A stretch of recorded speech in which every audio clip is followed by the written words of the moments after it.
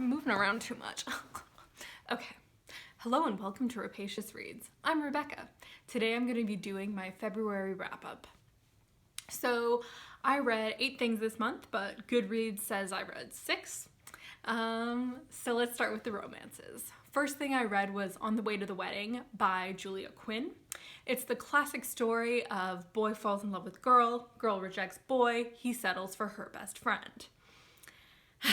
I didn't really enjoy this book, and it's partially because the male was a beta. He wasn't inheriting a title. He doesn't have a profession. He's kind of this ne'er-do-well, and he's not even a bad boy. So he doesn't have very much going for him, and I'm not into that.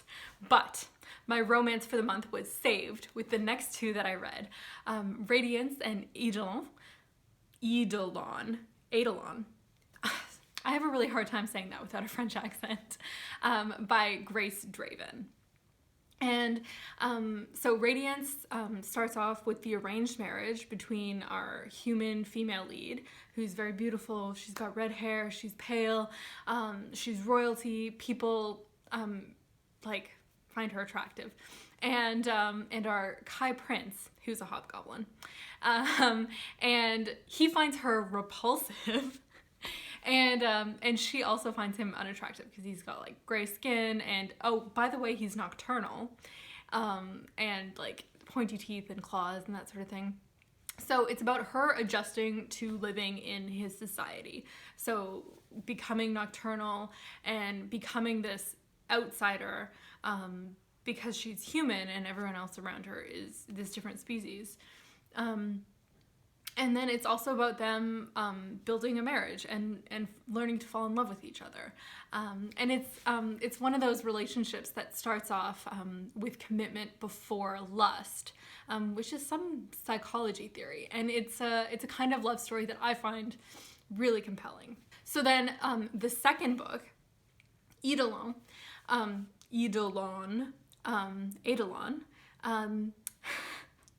how many times can I say that word wrong? It's about the country going to war. The male character is away quite a bit, and the female character is in charge of her estate, and it's about her like coming into her own and being independent and that sort of thing. But I really liked the way that this book dealt with infertility. Because a lot of the time in romance, what happens is the woman is infertile and the man like loves her anyway, and then by the epilogue we've got 3 kids running around. So infertility is always just like magicked away. But in this book, they are 2 different species, they cannot interbreed, and there's no magical pregnancy happening. And the infertility actually plays a role in the plot, which I really appreciate that. Okay, so let's move on. Next I read a fantasy, which is Red Seas Under Red Skies by Scott Lynch. It's the 2nd book in the Lachlan Morris, or Gentleman Bastards series. And so this one focuses a lot on Jean and Locke's friendship. And it's very realistic. So you have Jean like supporting Locke and like being patient with him, and then like getting frustrated and like saying, I'm never gonna speak to you again. And then you have Jean developing this relationship with a woman, and Locke becomes jealous, and I just feel like you don't see like the best friend becoming jealous in books a lot. And I think that this book is different because the focus is on the friendship of Jean and Locke, and this romance is interfering with that. Whereas normally you're reading from the point of view of the romance, and the friendship is just kind of a side thing, but not with Scott Lynch. So I really like this portrayal of male friendship, and I think it's important to have representation like that in literature. Okay, so next I read 2 like big on booktube sort of hype books. The Bear and the Nightingale by Katherine Arden. And this one is like a Russian fairy tale sort of thing. and it's about the tension between Orthodox Christianity and sort of a pagan old religion. And it's sort of a tension that I feel in my own life. So that is one of the reasons that I found this book so compelling. And if I were to make a book equation for this book, I would say you take Anna Karenina by Leo Tolstoy and The Thornbirds by, I don't know, but it's an Australian classic, and you would get this book. Because there's this tension with a young girl and a priest in it, and it really made me reflect back on the Thornbirds and the way the priest was represented in that book. So I think it's a good side by side. And then I read Margaret the First by Danielle Dutton, and I didn't like it. It's a very short sort of first-person account of Margaret of Cavendish's life. It's fictionalized, it's lyrical. The writing style didn't work for me personally.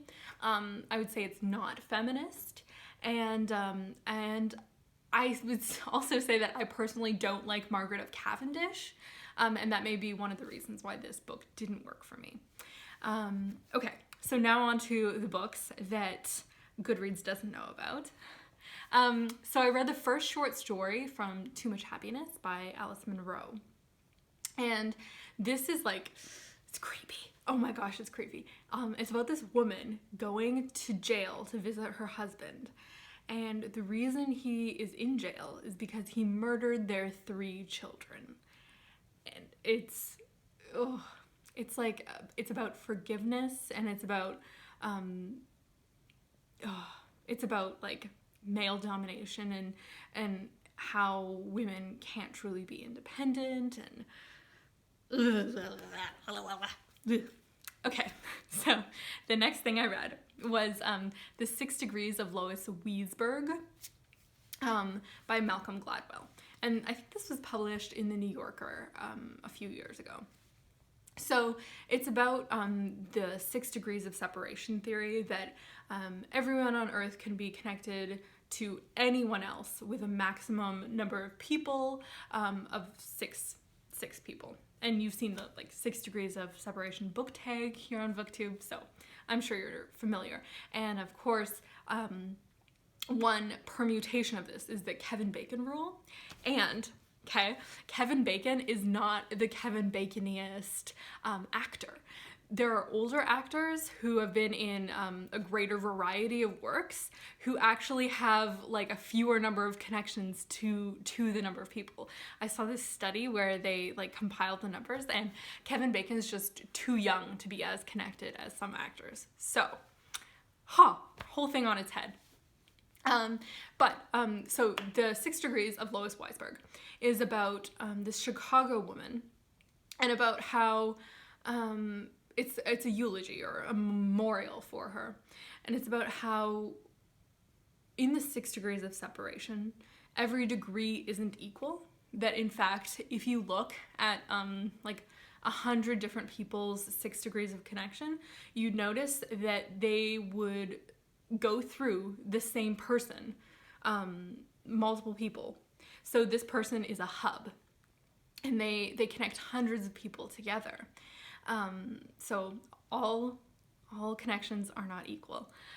So Lois Weisberg was married to a judge in Chicago, and she ran this